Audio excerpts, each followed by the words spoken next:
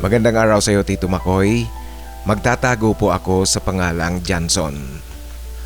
Panganay ako sa magkakapatid, maayos na napalaki ng mga magulang namin. Ang maliit na negosyo ng mga magulang namin ay siyang bumuhay sa amin. Matiwasay, Tito Makoy, ang aming pamumuhay kahit na mahirap lang, payak na pamumuhay lang, ngunit maganda ang aming pamumuhay bilang isang mag-anak. May kaunti lang akong problema, Tito Makoy. Actually, kung tutuusin, Tito Makoy, hindi naman talaga ito problema. Problema ko sa papa namin. Ang papa namin, Tito Makoy, frustrated na pulis. Pinangarap niyang maging pulis noon, subalit hindi ito natupad dahil sa kahirapan. At dahil dyan, Tito Makoy, habang lumalaki ako, lagi-laging nababanggit ng papa namin na magiging masayang-masaya siya kung ang kanyang pangarap ay matutupad ko, ako ang magiging pulis. Ito palagi, Tito Makoy, ang naririnig ko sa kanya habang lumalaki ako. Bagamat kung tutuusin, Tito Makoy, hindi naman sa pilitan ang pananalita ng papa namin. Ngunit respeto ko na lang sa kanya. Kahit na hindi ko pinangarap na maging pulis, napipilitan talaga ako, Tito Makoy, na pasukin ito para sa kanya.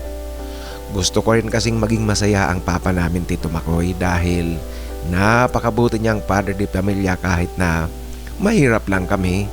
Ngunit wala akong hindi magandang masasabi sa pag-aasikaso niya sa amin. Ako nga pala, Tito Makoy, panganay sa magkakapatid, lalaki. Maganda ang pangangatawan ko, Tito Makoy.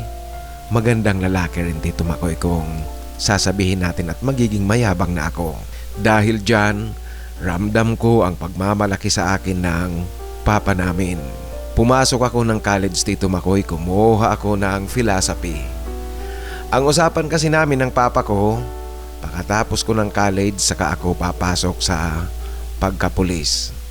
Kahit nga talaga, Tito Makoy, kung tutuusin, ayoko talaga, hindi ko pinangarap ang maging pulis o kaya maging sundalo. At sa pagpasok ko ng college, dito nagtagpo ang landas namin ni Chris. Pumapasok sa ibang pamantasan itong si Chris, ngunit kaming dalawa pareho naging contestant ng ilang male pageants sa lungsod. Dito nagtagpo ang aming landas. Magandang lalaki itong si Chris, Tito Makoy, kagaya ko. Pasensya ka na po, ngunit payagan nyo na akong buhatin ko ang aking sarili. Kung ilang pageant ang sinalihan namin, ngunit, Tito Makoy, palagi namang hindi kami nananalo. Ako, minsan nanalo ako ng special award, sponsored ng isang brand ng Pansit Canton. Merong 5,000 cash prize at 5 kahon na Pansit Canton, Tito Makoy. Yun ang napanalunan ko sa special award. Si Chris naman, minsan nanalo rin ng isang special award. Sponsored ito ng sabong panglaba. Meron ding cash prize at 1 taon na supply ng sabong panlaba. Kaso ayon kay Chris, 2 buwan pa lang, wala na siyang natanggap pang supply ng sabong panlaba. Hindi nakapagtataka ito, Tito Makoy, na ganoon ang mga premyo kasi nga sa probinsya lang naman at low level competition lang naman ang sinasalihan namin. Kaya ganoon lang kapayak ang gantimpala sa mga nanalo ng special award. Tito Makoy, yung mga male pageants na aming sinalihan ni Chris ang naging daan para magkalapit kaming dalawa, maging magkaibigan hanggang sa nagkaroon kami, Tito Makoy, ng lihim na romantikong ugnayan. Meron talagang namagitan sa amin. Nagsimula ang aming ugnayan noong final rehearsal ng isang pageant na sinalihan namin. Maghahating gabi na nang natapos ang rehearsal. Wala nang masasakyang pauwi sa amin. Ang lugar kasi namin, Tito Makoy, nasa labas na ng lungsod, ngunit karatig bayan lang naman ng lungsod. Mula sa lungsod pauwi sa amin, pag hating gabi na, wala nang pumapayag na tricycle driver na maghatid. Ang bahay ni na Chris ay nasa sentro lang ng lungsod, kaya inaya niya akong doon na lang sa kanila magpalipas ng gabi. At sa aming pagtulog, Tito Makoy, syempre isang tulugan lang kasi sa silid lang naman ni Chris. Pakahiga namin, Tito Makoy, ilang sandali pa lang, yumakap sa akin itong si Chris.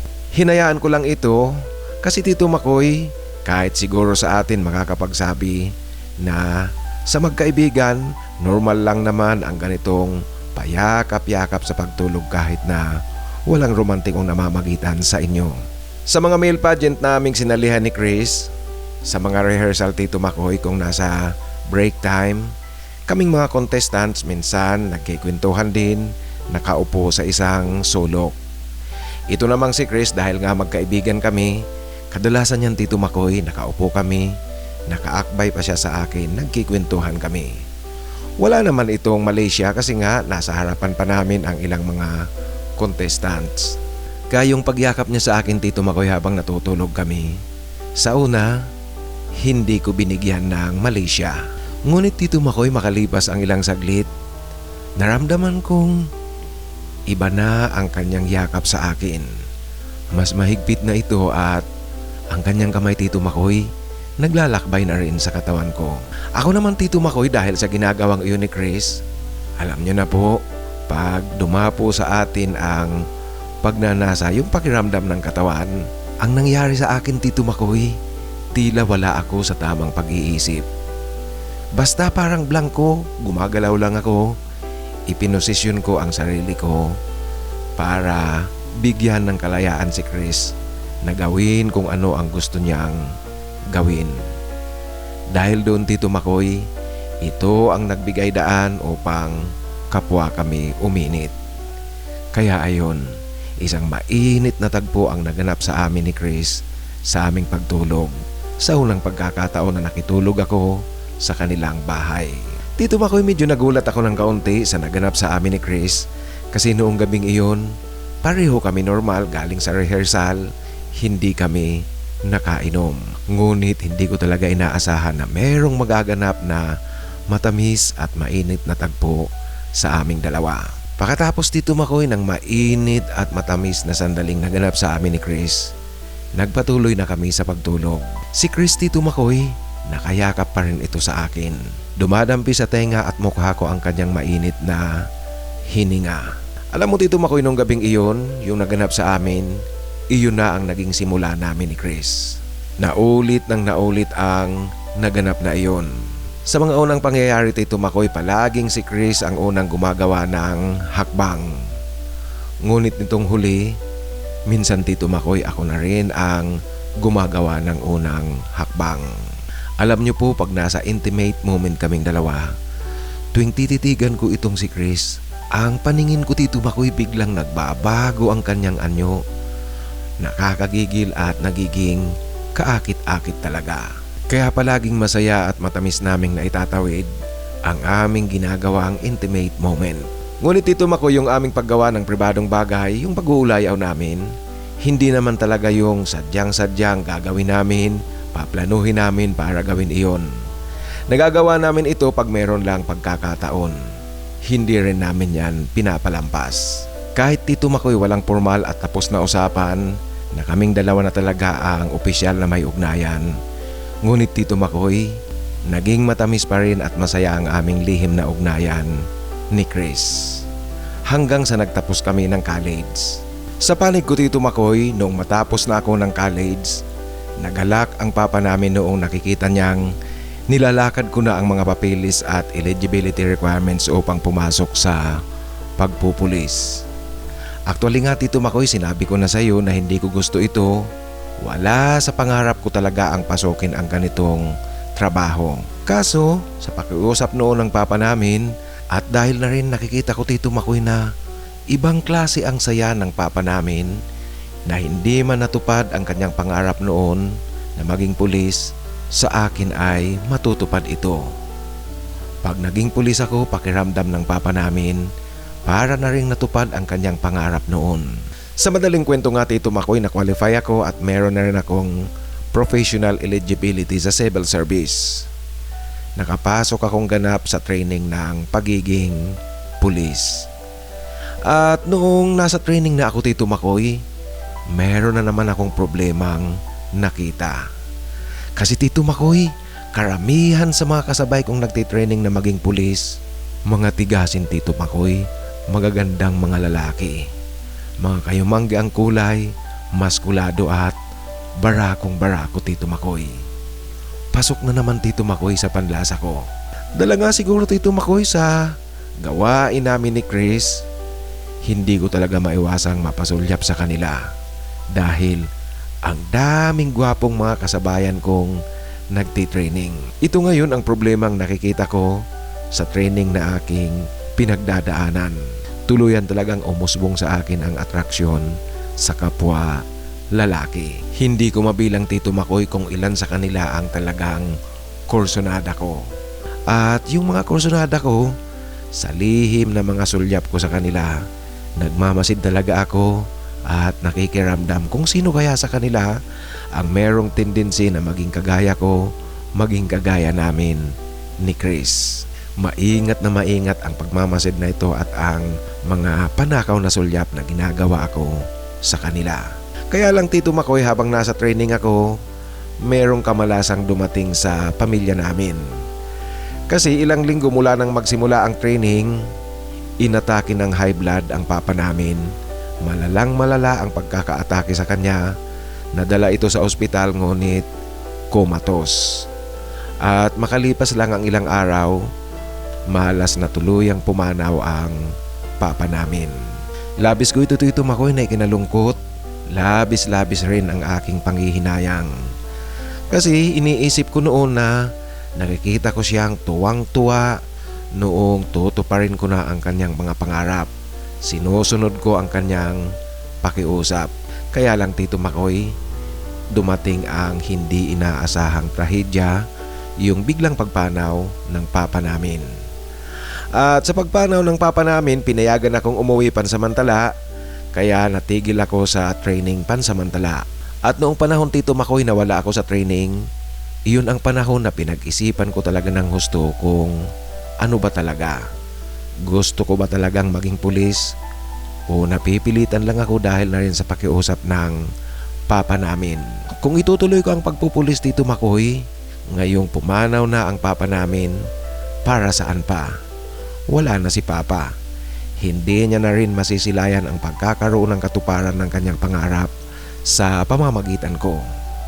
Tinimbang ko lahat, Tito Makoy, at pinag-isipang maigi ang sitwasyon. Kasama rin kasi, Tito Makoy, sa aking mga pag-aalinlangan yung kinakatakutan kong posibleng setback sa pagkatao ko sa pagiging pulis, yung tago akong umiibig at attracted sa kapwa lalaki.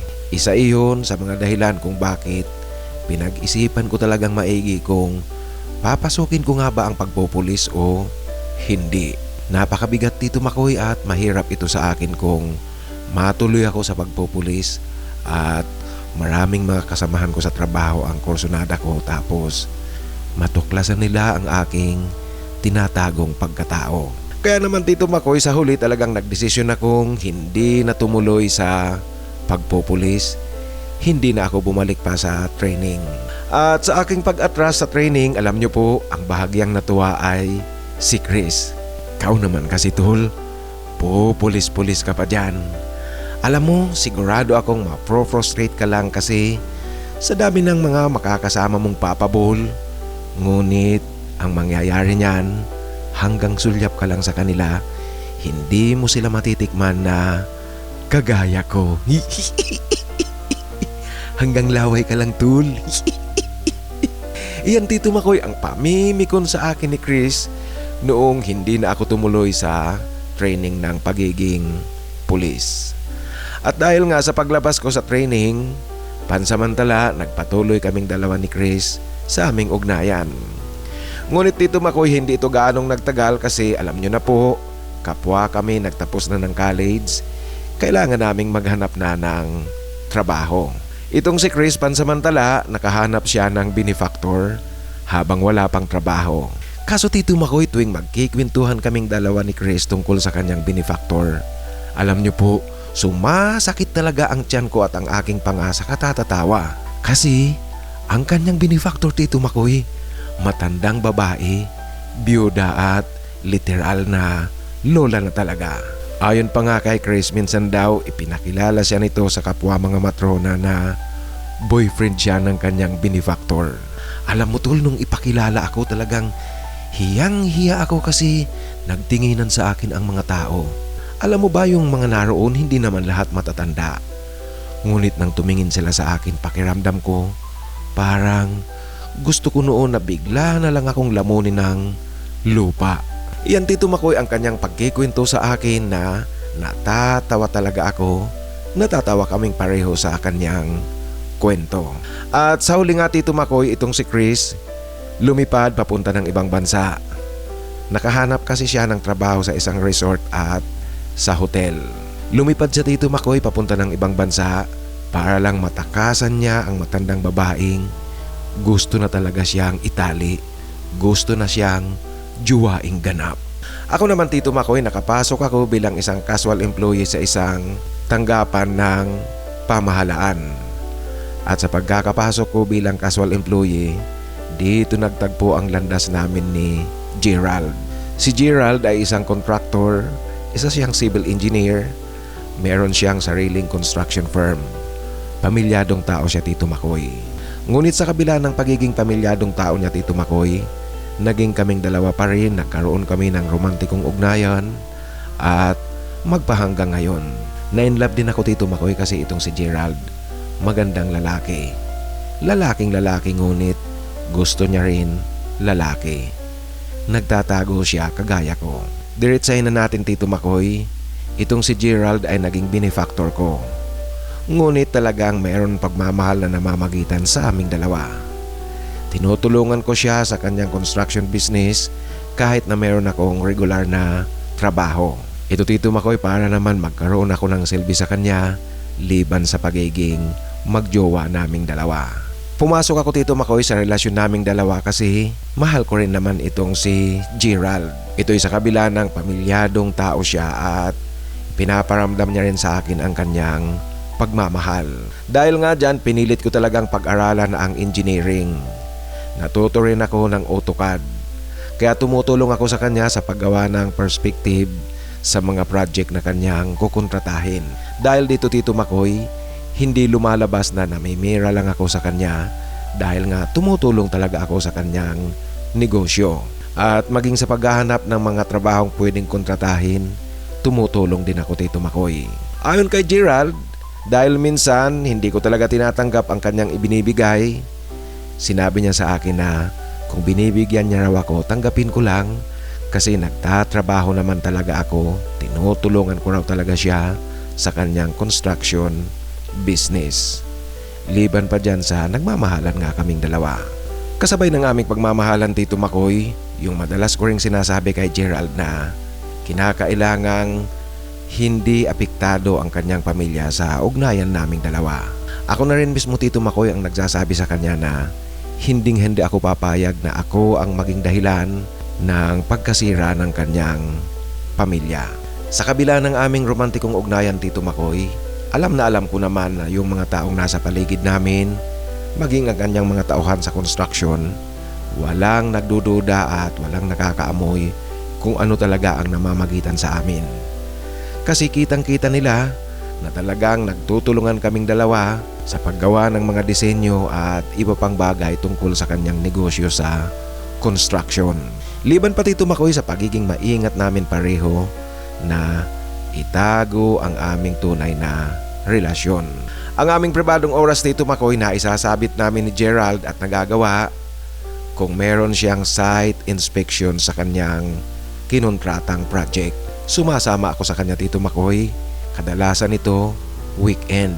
At pagkatapos ng aming site inspection, dyan na kami gumagawa ng paraan, humahanap ng lugar para sa aming dalawa. Dito namin ipinaparamdam ang mainit na pagmamahal namin sa isa't isa. At alam nyo Tito Makoy, dahil sa engineer at contractor itong si Gerald, sasabihin ko na sa iyo Tito Makoy, ang galing-galing niyang mag-bulldozer at mag-backhoe. At alam niyo po ang kanyang jackhammer, German brand, hindi local brand, made in Germany talaga. Alam na alam rin ni Gerald ang mag-welding. Kaya Tito Makoy, kakaibang kuryente talaga ang dumadaloy Talagang parang may nagwi-wielding sa akin. Totoo yan, Tito Makoy, kahit na tumatawa ako. Masayang masaya ako kasi liban sa kanyang pagiging magandang lalaki, yan ang mga katangiang nakikita ko sa kanya at yung mga bagay na ginagawa niya sa akin tuwing nasa pribadong oras kaming dalawa. Halos araw-araw, Tito Makoy, nasa opisina niya ako kasi madalas pagkagaling ko ng opisina namin, pumupunta ako sa kanya, ginagawa namin ang plano, tumutulong ako sa kung ano pang kinakailangang gawin, lalong-lalo na, Tito Makoy, kung sasalang siya sa bidding. Sa ngayon, Tito Makoy, maayos ang aming relasyon ni Gerald. Mahal ko siya at mahal niya ako. Dito ngayon sa aming relasyon nakatuon ang aking oras at ang aking atensyon. Tungkol sa hindi ko pagkakatupad ng pangarap ng papa namin, alam ko, Tito Makoy, may intindihan niya ako kung bakit hindi na ako tumuloy sa pagpupulis. Unang-una nga, Tito Makoy, dahil wala na rin siya. Pakiramdam ko wala na ring saysay na tuparin ko pa ang kanyang pangarap. Kami naman ang kaibigan kong si Chris, kahit pa nasa ibang bansa siya ngayon, patuloy kaming nag-uusap sa Messenger. At yung pinakahuling balita niya sa akin, meron din daw siyang kaugnayan ngayon sa ibang bansa. Kagaya ko, Tito Makoy, lalaki rin ang kanyang kaugnayan. Kagaya namin na lalaki, ngunit gusto rin ang lalaki. Ewan ko ba, Tito Makoy, kung bakit ganito ako? Ganito kaming dalawa ni Chris. Ako, Tito Makoy, ang tingin ko sa sarili ko, lalaking lalaki. Ngunit bakit ba kasi lalaki rin ang itinitibok ng aking puso? Ganoon pa man, wala akong pagsisising nararamdaman sa takbo ng buhay ko ngayon at sa kwento namin ng kaibigan ko at dati kong kalaban sa male pageant na si Chris. Kung hanggang kailan tatagal ang relasyon namin ni Gerald at kung saan ito dadalhin, hindi ko pa masabi. Kaya lang, Tito Makoy, hindi ko iniisip ang mga darating na araw. Ang sa akin ngayon ay ninanamnam ko ang aming matamis na ugnayan. Ang magandang nangyayari sa relasyon naming dalawa. Hanggang dito na lang po, Tito Makoy, ang aking kwento. Sana po piliin nyo at maibahagi dito sa iyong channel. Ang isa sa mga nakikinig sa iyong channel, Johnson. Maraming salamat, Johnson, sa pagbabahagi mo ng iyong kwento. Alam mo, nakikita ko dito sa sulat mo, sa kwento mo, na lumaki ka sa isang payak na pamilya, ngunit masayang namumuhay, tahimik, at yung tahanan nyo punong-puno ng pagmamahal. Kaya pinilit mo talagang pumasok ka pa nga sa pagpupulis sana. Nakapasok ka pa sa training. Kaso ang nakakalungkot lang ay namaya pa kaagad ang iyong ama. At tama rin yung naging desisyon mo na kung talaga bagang sa tingin mo wala na ring saysay, wala na ang papa mo na matutuwa pag nakita ka ng isa ng magiting at ganap na pulis, hindi ka na tumuloy. Kasi nga may kinakatakutan kang yung mga setbacks. Alam mo, Johnson, yung kwento mo, naalala ko tuloy si Timoteo, yung isang sender natin na ang pamagat ng upload ko ay mahirap magtago ng pagkatao. Mahirap nga talaga yan, lalong-lalo na sa hanay pa ng kapulisan o kaya kasundaluhan. Sa muli, maraming salamat sa pagbabahagi mo ng iyong kwento. Ngayon, mga kaibigan, sa ating shoutout, kakaunti lang naman ang nagpapa-shoutout doon sa sinusundang re-upload. I-upload nito na re-upload talaga. Kaya i-shoutout na natin ang ating kasamahan na nasa South Korea, si Joffer Toto3. Joffer, shoutout sa iyo at maraming salamat. Ang isa pang kapatid natin, first time, kung di ako nagkakamali, first time niyang magpa-shoutout sa atin. Ang ating kapatid na si Gary, ang kanyang handle name ay Gary-RJ2XX ng Malati, Manila. Gary, maraming salamat sa pakikinig at shoutout sa iyo. Shoutout din kay Junjin Kabali. Junjin, shoutout sa iyo at maraming salamat sa tuloy-tuloy na pakikinig. Gusto ko ring i-mention at i-shoutout si Mr. Ed Oy alias Kim1 1000 kasi si Mr. Ed, si Sir Ed, nagtatanong sa akin kung okay lang ba ang kalagayan namin dito kasi nga pumutok yung Mayon Volcano. Huwag po kayong mag-alala, Sir Ed, huwag kang mag-alala kasi ang Naga City naman malayo sa Mayon. At gusto ko ring banggitin at i-shout out ang ating kapatid na si Ben Dinori. Natutuwa ako dito sa comment ni Ben Dinori sa sinusundang upload nito. Ayon sa kanya, nasaan na kaya ang kanyang forever, baka nandoon pa sa kanyang boyfriend. Huwag kang mag-alala, Ben, darating yan yung kung talagang para sa'yo. Darating at darating yan. Alam mo, yan nga ang problema pa dito sa Pilipinas kasi sinasabi ko nang mahirap talaga yung relasyon ng lalaki sa lalaki. Kaya kahit na yung mga kapwa naghahanap ng forever, nandyan talaga ang pag-aalangan. Isa yan sa mga dahilan kung bakit hindi kaagad nakakahanap ng forever ang mga naghahanap ng forever. Kasi para kang naghahanap ng karayom sa dayami ng palay. Ganoon kahirap dito sa atin, dito sa Pilipinas. Sa muli, Ben Dinore, shout out sa iyo at maraming salamat sa pakikinig. Ganoon din ang ating kapatid na si Raf Fernando, shout out sa iyo, Raf. At maraming salamat. Ito nga palang si Raf, merong email daw sa akin. Huwag kang mag-alala, Raf, kasi pagbukas ko ng email, hindi pa kasi ako nagbubukas ng email. Pag nakita ko yung email mo, i-mention ko muli sa sunod na upload. Sa muli, maraming salamat, Raf Fernando, at shout out sa iyo. Ganoon din ang iyong mga kaibigan, yung mga kasamahan natin na nasa lugar ninyo. Ang ating kapatid naman na si Adon Adon Vlogs ng Dubai, United Arab Emirates. Ang sabi ni Adon Adon Vlogs doon sa comment niya sa sinusundang upload nito, yung letter sender natin si Henry, ang sabi ni Adon Adon Vlogs, nasa Dubai din siya. Kaso itong si Henry, hindi siya sa Dubai, nasa UAE siya, ngunit hindi siya Dubai. Sa muli, shout out sa iyo, Adon Adon Vlogs, at maraming salamat sa tuloy-tuloy na suporta at pakikinig. Ngayon, sa ating mga hinahanapan naman ng forever, ang babanggitin ko ngayon ay ang Team A. Para doon sa mga ngayon palang nakapakinig sa ating kwentuhan, ang mga pangalang babanggitin ko po ay naghahanap yan ng forever. Kaya kung naghahanap kayo ng forever, pwede nyo silang kontakin.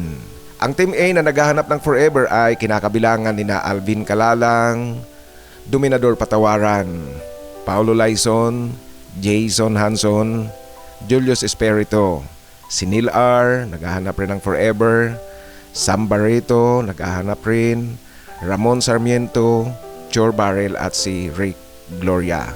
Yan po mga kaibigan, kung naghahanap kayo ng forever, pwede nyo silang kontakin. Pag sinabing forever, ibig sabihin yan, tutuhan ng relasyon talaga, hindi yung hook up lang. At sa muli, doon sa mga nais na magpa-shoutout, pakisulat po ang inyong pagnanais na magpa-shoutout sa pinakahuling upload upang siguradong mabasa ko kaagad yan. At sa mga nais namang magbahagi ng kanilang kwento, ipadala lang po sa aking email, titomarcos@yahoo.com. Sa inyo pong lahat mga kaibigan, maraming salamat talaga sa tuloy-tuloy na pakikinig at patuloy niyo akong sinasamahan. Tanggapin niyo ang aking taus-pusong pasasalamat at pagmamahal. At ang aking pagnanais rin na sana sumain nyo ang biyaya, napakalaking biyaya galing sa itaas.